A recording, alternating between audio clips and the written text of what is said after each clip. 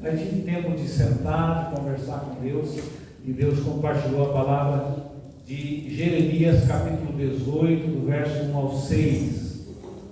Diz assim: palavra que foi dita a Jeremias da parte do Senhor: levante-se e desça até a casa do oleiro, e lá você ouvirá as minhas palavras. Desci à casa do oleiro, e eis que ele estava trabalhando sobre a roda.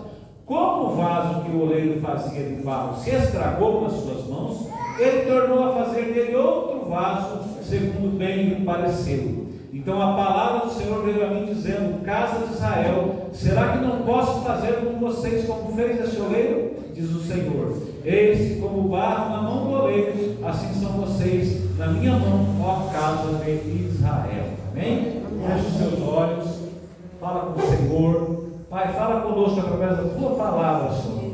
Viemos à tua casa e todo momento diante do Senhor é um momento de aprendizado, é um momento de renovo, Senhor, é um momento de renovação na nossa vida espiritual, renovação da nossa esperança e, acima de tudo, Pai, momento de aprender um pouco mais de Ti, um pouco mais da tua palavra.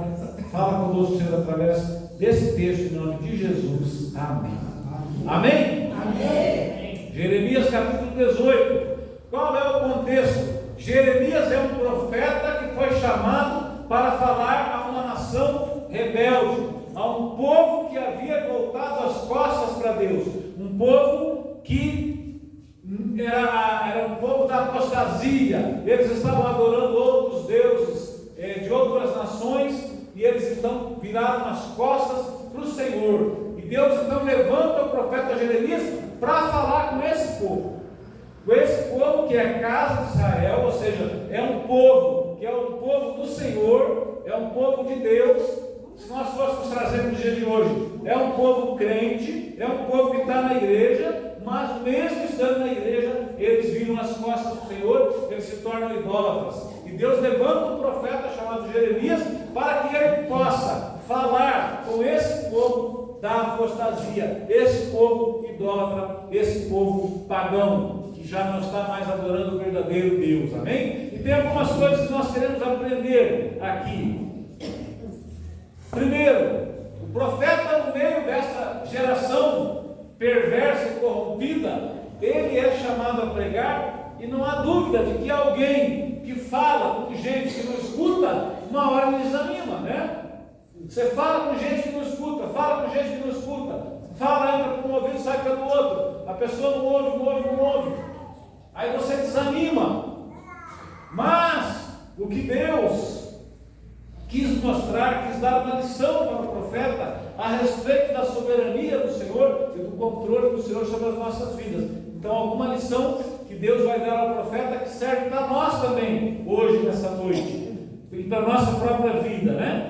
Mas antes de entrar exatamente no texto, eu queria falar com você sobre uma coisa, não sei se você percebeu aqui, ó. Versículo 2: levante-se. Palavra que foi dita a Jeremias da parte do Senhor. Deus está falando com o profeta. Levante-se e desça até a casa do oleiro, lá você ouvirá as minhas palavras. Desci a casa do oleiro. Primeira coisa que eu quero falar para você, no início do versículo 3, desci a casa do oleiro. Primeira coisa que eu quero falar para você: obediência. Quero falar para você sobre obediência. Ouviu a palavra do Senhor? Obedeça, porque este é o melhor caminho para você. O melhor caminho para você é obedecer ao Senhor. Você precisa obedecer a Deus quando Ele fala com você. A Marlene tem uma tese, e não sei se a tese dela está errada ou não, acho que não. Se bem que Deus é paciente, mas a Marlene fala que Deus é econômico. E se Deus é econômico, Ele fala com você, você não ouve, Ele vai parar de falar. Por quê? Porque ouvir não é apenas entrar pelos seus ouvidos. Ouvir é entrar no seu coração e você obedecer. Então, se você não obedece, Deus vai parar de falar com você, né? Pode ser que aconteça, ok? Então, a primeira coisa que me chama a atenção aqui é a questão da obediência. O profeta estava cumprindo. Se você ler lá os primeiros capítulos, faça. Fica o desafio para você aí hoje.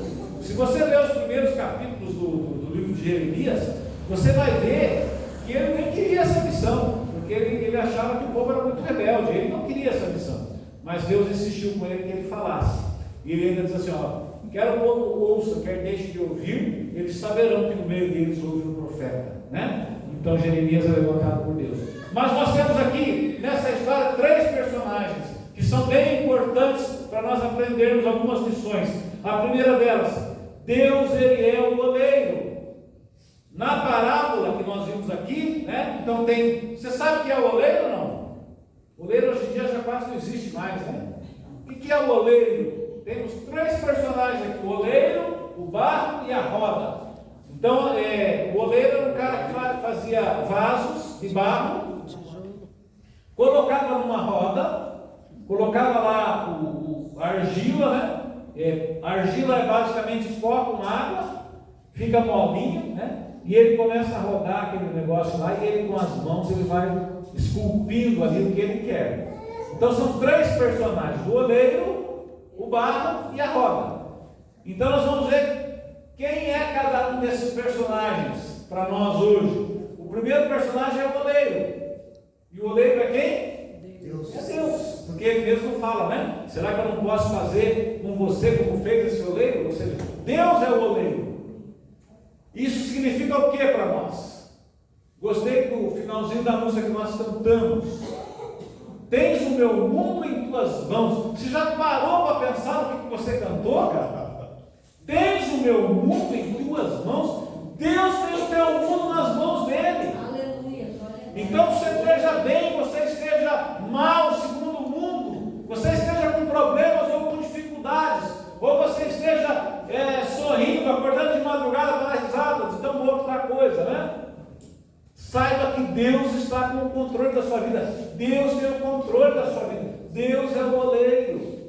Deus controla a sua vida. E Deus tem todo o poder, como eu já tenho falado aqui. Nossas vidas estão nas mãos de um Deus todo-poderoso. Ele é todo-poderoso, Senhor. Amém? Amém. Todo-poderoso. E Ele é um Deus pessoal, Ele é um Pai para nós. Ele se preocupa individualmente com você. Não é que Jesus veio morrer pelo mundo. Não, Jesus veio morrer por você. Jesus morreu por você. É o teu pecado que colocou Jesus na cruz. Porque o nosso Pai é um Pai pessoal que se preocupa com cada um de nós. Eu tenho aprendido isso, é uma coisa natural que tem acontecido. Eu me preocupo com vocês, né? Às vezes eu chego a mandar mensagem quando eu fico preocupado assim, né? Então eu me preocupo com vocês, quero saber se vocês estão bem, se não estão. Às vezes eu fico sabendo que alguém está doente, então eu ligo, né? Eu mando mensagem, eu digo que eu estou orando. Imagina Deus cuidando de nós, Deus se preocupando conosco, Deus se preocupando com cada detalhe da nossa vida. Então nosso Deus, Ele é um Deus todo-poderoso e Ele nos ama. Segundo, Deus tem um plano. Amém? Isso é muito importante. Deus tem um plano para a sua vida e nada foge ao plano e ao controle de Deus. Deus tem um plano para a sua vida. Deus preparou um plano para você quando você ainda estava na barriga da sua mãe. E você fala assim: mas às vezes, essa semana eu coloquei um versículo no nosso grupo que diz assim: que Deus fez a ferida e a sarará. Então Deus às vezes deixa que a gente passe por dificuldades e por situações difíceis, mas Ele mesmo, que às vezes deixa a gente passar por dificuldade, é quem vai nos restaurar. E o passar pela dificuldade é o quê? É um ensino. Deus quer nos ensinar alguma coisa. Deus quer nos dar algum tipo de experiência com Ele. Então Deus nos deixa passar por dificuldade. Então Deus sarou, Deus fez a ferida e vai sarar.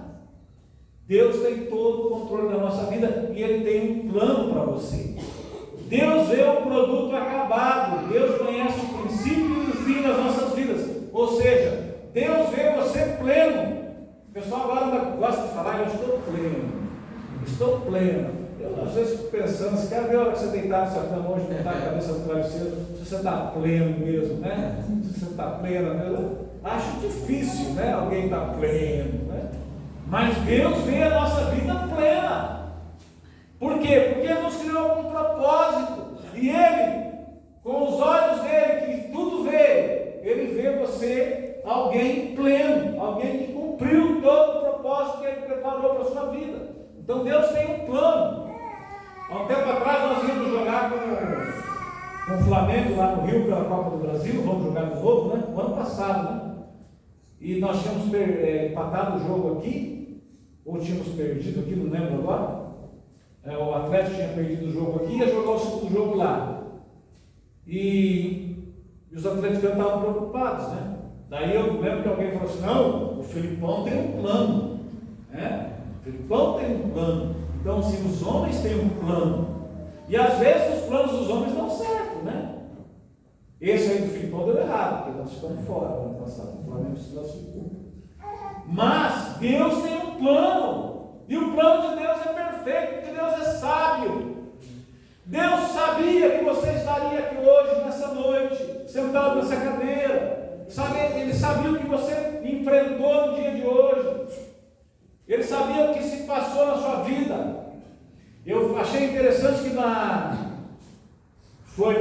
quinta-feira eu conversei com a Rosane, com a mãe do Leandro, né?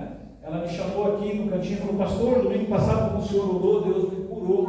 E ela me contou todo o testemunho dela, de que Deus tinha curado. Quando veio a notícia de que ela estava sendo internada de um possível AVC, Deus me lembrou desse momento. E Deus me falou: eu estava curando ela ali naquele momento de algo que ela ainda ia sofrer. Porque ela estava sentindo alguns sintomas, né? Que já eram sintomas do AVC que ela ia sofrer. E Deus disse: não, eu não perdi o controle da situação. Eu já sabia que isso ia acontecer. Mas eu tenho um plano, Deus tem um plano. E ela já está de volta em casa, graças a Deus. Graças a Deus, né?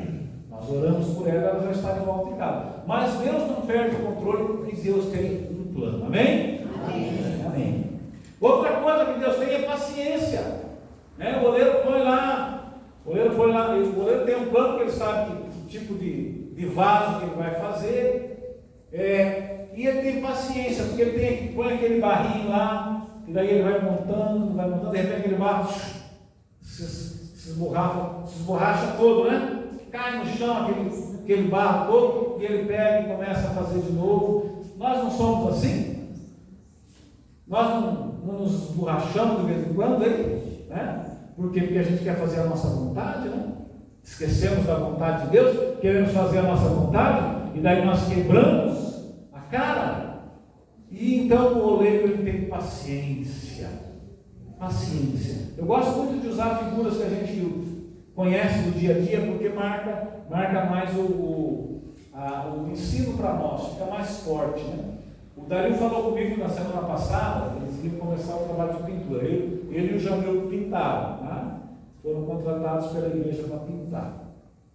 Daí o Dario falou assim para mim: olha, acho que vai levar uns 7 dias, não sei, tal, né? Aí eu falei assim: Dario, faça bem feito, não importa o tempo que vai levar, não temos pressa, nós queremos que seja bem feito. Por quê? Porque um bom produto, ele leva tempo para ser feito. Um produto que é feito às pressas, de qualquer jeito, ele vai ficar com defeito, ele vai ficar torto, ele vai ficar errado, ele não vai servir a função dele, né? Então, o que a gente... Eu até imagino que o Dario faça isso, porque as pessoas querem rápido e bem feito, né? Rápido e bem feito. Não, façam no seu tempo, no tempo de vocês, e façam o melhor que vocês puderem. E esse bem feito também é isso. Faça o melhor que você puder. E no tempo que levar, levou, não tem problema, né? E aí, você vê, ó, não ficou bonito? Quem achou que ficou bonito? Levante a mão. Amém? Ficou bom, né? Ficou muito legal. Agora nós vamos dar uma garimbada aqui atrás também, vai ficar bem jóia, vai ficar bem legal. Vamos subir com esse azul, camiseta do San Diego, né? E vamos subir com esse azul daqui. No San Diego fica bonito, né? Aqui não fica. Amém. Foi o tempo desse azul, né? Agora é o novo tempo, nós vamos tirar esse azul daí. Então o produto de qualidade leva tempo para ser feito. Daí sabe que personagem que Deus me lembrou? Deus me lembrou de um cara que foi governador do Egito, chamado José. É José. Governador do Egito chamado José. Quantos anos ele levou sendo preparado por Deus para ser o governador do Egito? Muitos anos. Porque ele foi levado ainda menino, como escravo para o Egito. E lá no Egito ele passou por turbulências, até que ele veio a se tornar o governador do Egito. Então é preciso paciência com o plano de Deus. Nós somos muito ansiosos. Nós temos dois grandes inimigos do plano de Deus na nossa vida. Nós temos dois grandes inimigos da fé na nossa vida: ansiedade e medo.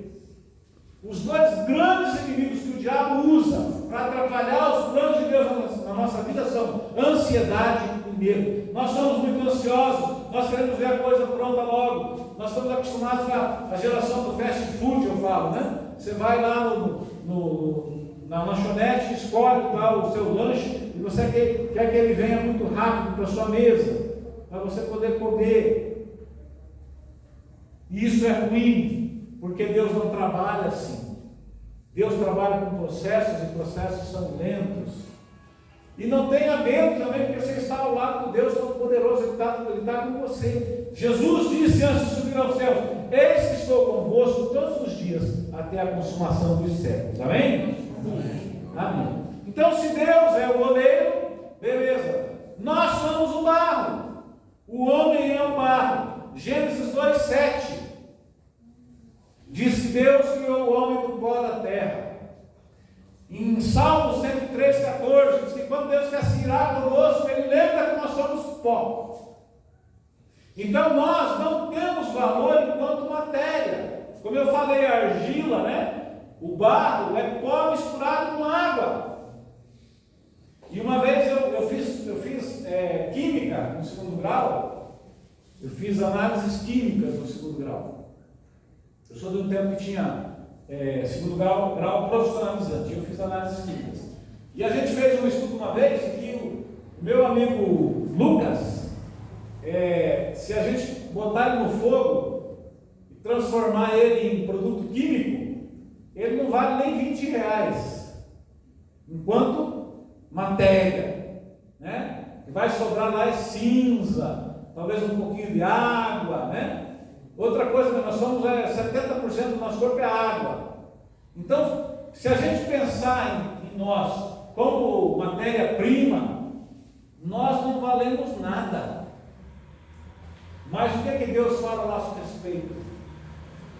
Que Ele nos fez pouco menor do que os anjos. Ou seja, para Deus nós temos um grande, um tremendo valor. Quando nós estamos com a nossa vida nas mãos de Deus, nós passamos a ter um grande valor. Amém? Amém. Se Deus é o centro da sua vida, você é alguém especial. Você é alguém por quem Jesus morreu. Você é alguém que o Deus do universo, o construtor do universo, o arquiteto do universo, o Deus Todo-Poderoso, se preocupa com os detalhes da sua vida, com as coisas que você gosta, com a dor de dente que você sente. Deus se preocupa com cada detalhe da sua vida, por menor que ele seja. Deus se preocupa com você. Então, nas mãos de Deus você tem grande valor. Uma outra coisa também que a gente aprende com relação ao barro: ele é moldável, ou seja, ele é ensinável. Nós temos que ser ensináveis. Eu estava pensando nisso em relação ao pastor Lucas esses dias. O pastor Lucas, ele tem coisa que eu nem falo para ele, ele aprende, só de olhar. Porque daí ele vem e fala para mim assim: olha, tal coisa assim, assim, assim, né? Tal coisa que eu ia fazer, daí eu pensei, tal, não vou fazer mais, vou fazer diferente. Por quê? Porque ele é ensinável. Tem um ditado que diz que o inteligente aprende com os próprios erros, o sábio aprende com os erros dos outros, e o burro não aprende nunca, nem com os próprios erros, nem com os erros dos outros, né? Mas eu tenho percebido essa característica na vida do Lucas. O Lucas, ele é ensinável, ele tem aprendido coisas que eu gostaria de ensinar para ele, que eu nem preciso ensinar. Ele percebe o que está acontecendo, né? Ele percebe as coisas, e ele se torna alguém ensinável. Tem várias outras pessoas assim aqui. Aliás, a grande maioria de vocês é de gente ensinável. Por isso que vocês estão aqui. Amém? Gente que não é ensinável, o pastor falou alguma coisa que ele não gostou, ele já não volta mais, ele vai embora, ele troca de igreja, ele reclama, sabe? Fala mal, né? Gente que não é ensinável assim, a cabeça dura, né? Não aprende nunca. Mas o barro, ele é ensinável, ele é moldável, ele é moldado pelas mãos do oleiro. Então a melhor coisa que nós podemos fazer na nossa vida é deixar que Deus nos molde, que Deus faça conosco aquilo que Ele quer fazer. E às vezes Ele tiver que nos quebrar, como eu falei, Ele faz a ferida e Ele sara. Então se às vezes Ele tiver que nos quebrar, porque nós estamos no caminho errado, porque tem algo errado na nossa vida, tem alguma coisa que Ele precisa tirar do nosso coração, Ele nos quebra. Deixa Ele quebrar, porque Ele sabe reconstruir, e Ele vai reconstruir melhor ainda do que você era.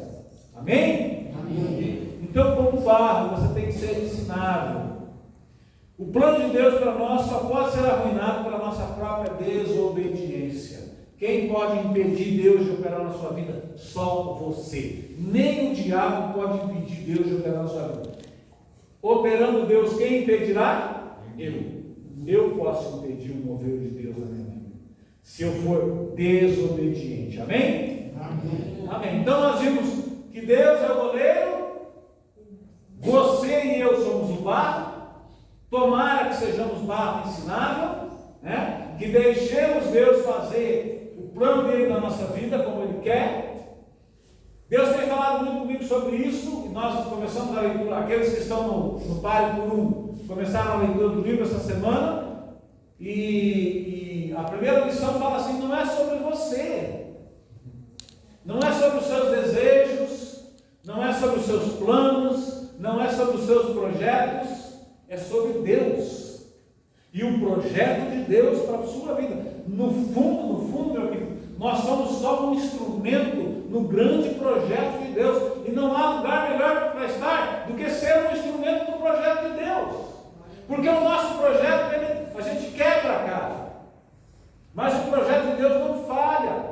O projeto de Deus, ele sempre vai ser bem sucedido. Então nós somos, não é sobre nós, não é sobre as nossas vontades, sobre os nossos desejos, é o plano. Deus te criou com um plano e um projeto. Eu já falei que Ele tem um plano para a sua vida.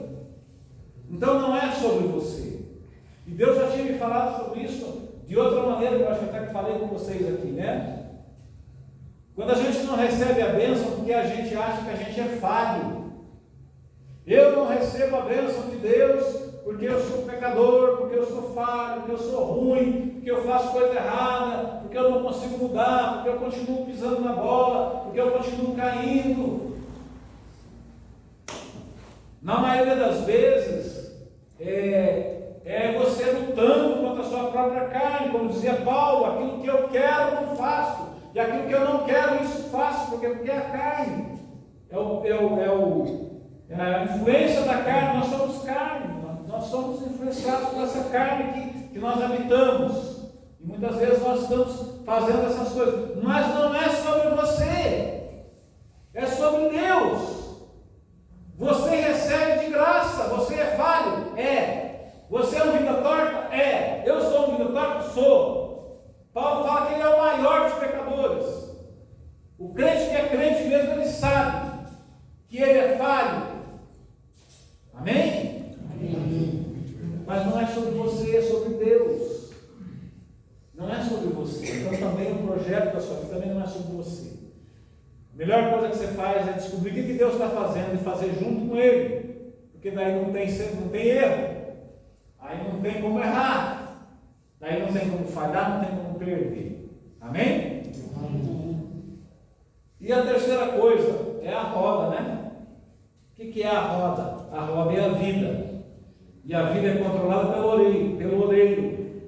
E a roda do oleiro, ela tem duas coisas basicamente: velocidade e pressão, né? Velocidade da roda, que é controlada pelo oleiro, né? Antigamente eles controlavam o pé, rodando a roda, e a mão dele, que vai fazendo pressão. E não é assim conosco também? Nossa vida não vira uma corrida de Fórmula 1, quando a gente vê já é domingo de novo, quando a gente vê já é Natal de novo, quando a gente vê já passou um ano, a nossa vida está agitada, corrida, e a pressão vem de todo lado. Sabe quando é que você vai ficar mais tranquilo? Quando você entender que quem está fazendo a pressão sobre você é Deus.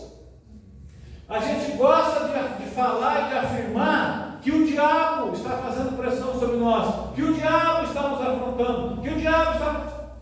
Tem um versículo maravilhoso que está em Provérbios, diz assim: reconheça Deus em todos os seus caminhos, e Ele endireitará as suas veredas. Ou seja, não fica reconhecendo o diabo em todos os seus caminhos, não fica dizendo o diabo fez isso, o diabo não faz nada sem a permissão de Deus, e a sua vida está no controle de Deus. Então quem faz às vezes uma pressão sobre você é Deus. Para quê? Para te melhorar, para te deixar melhor, para tirar coisas da sua vida, para tirar impurezas da sua vida, para tirar coisas que estão em você que Deus não quer, não se agrada. Amém? Amém. Então quem faz pressão na nossa vida é Deus. E a roda precisa estar centralizada. Se o vaso estiver bem no meio, ele vai, acaba que ele cai, né? Então ele tem que estar bem centralizado. Centralizado em quem? Tua vida tem que estar centralizada em quem? Deus. Deus tem que ser o centro da tua vida. Se Deus for o centro da tua vida, tudo mais vai dar certo. Amém? Amém? Amém. Deixa Deus controlar a tua vida. Tenha essa fé. Está passando por dificuldade? Está passando por luta? Deus está no controle. Deus tem um plano. Deus comanda a sua vida. Cada detalhe da sua vida é comandado por Deus. Então a melhor coisa que você faz é entender o plano de Deus na sua vida, aceitar, ser grato a Ele por cada coisa que acontece com você. Não precisa ver assim, tudo dá graças. Não é só assim, dê graças pelas coisas boas e reclame das coisas ruins, não. Em tudo dá graças, mesmo nas coisas difíceis. A madrasta da Josi, né, a pastora Bitico, que já esteve aqui algumas vezes, já veio na tarde da bênção, já veio no domingo, na quinta-feira. Ela perdeu uma filha, né, ano passado, Jaqueline. E isso é uma coisa muito terrível, porque você perdeu a ordem natural das coisas é que os filhos enterrem os pais, né? Então é muito difícil para um pai ou uma mãe enterrar um filho, porque fere a ordem natural das coisas. E conversando com ela várias vezes a gente fala exatamente isso. Eu não sei, né, como, mas eu tenho que dar graças a Deus por isso, porque a Bíblia diz que tudo dá graças. É difícil, eu estou falando que é difícil porque ela fala para a gente, né? Ela conversa com a Marley, ela fala para a Marley: eu não passei por uma situação assim, mas imagino que seja muito doído, muito dolorido, porque eu perdi minha mãe e foi muito dolorido. Então imagina perder um filho, nem consigo imaginar. Mas se a gente parar e pensar que Deus está no controle, a gente vai ter um pouco de alívio no nosso coração. Deus não perdeu o controle, e Deus tem um plano, e Deus tem um propósito, e Deus vai fazer esse plano e esse propósito se cumprir na nossa vida. Amém? Amém? Amém? Feche os teus olhos.